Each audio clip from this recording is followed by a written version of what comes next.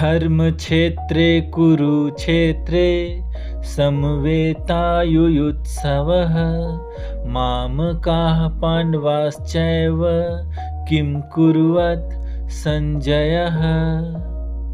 इस श्लोक में धृतराष्ट्र संजय से पूछते हैं कि धर्मभूमि कुरुक्षेत्र में युद्ध के लिए एकत्र हुए उनके और पांडु के पुत्र क्या कर रहे हैं।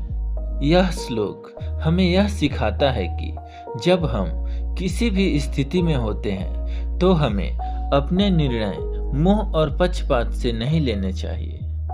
इस शिक्षा को जीवन में अपनाने का अर्थ है कि हर परिस्थिति में सही और गलत को निष्पक्ष रूप से पहचानें और केवल मेरे अपने के भाव में आकर निर्णय न करें।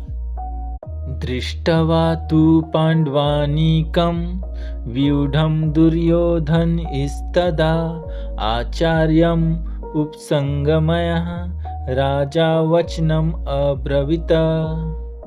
इस श्लोक में बताया गया है कि जब दुर्योधन ने पांडवों की सेना को सुसंगठित और युद्ध के लिए तैयार देखा, तब वह अपने आचार्य द्रोणाचार्य के पास गया और उनसे बातें करने लगा।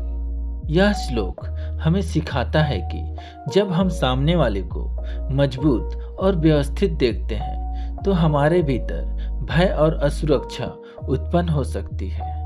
इसके शिक्षा को जीवन में धारण करने का अर्थ है कि किसी भी चुनौती को देखकर घबराने के बजाय अपने मार्गदर्शक या गुरु से सलाह लें और आत्मविश्वास के साथ आगे बढ़ें।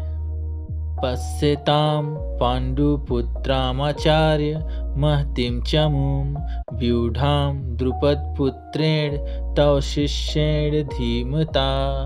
इस श्लोक में दुर्योधन अपने आचार्य द्रोणाचार्य से कहता है, हे आचार्य, पांडु के पुत्रों की इस विशाल सेना को देखिए जिसे आपके ही बुद्धिमान शिष्य द्रुपद के पुत्र धृष्टद्युम्न ने युद्ध के लिए सुव्यवस्थित किया है। यह श्लोक हमें यह सिखाता है कि ज्ञान और क्षमता यदि गलत दिशा में प्रयोग हो जाए तो वही ज्ञान चुनौती और संघर्ष का कारण बन जाता है।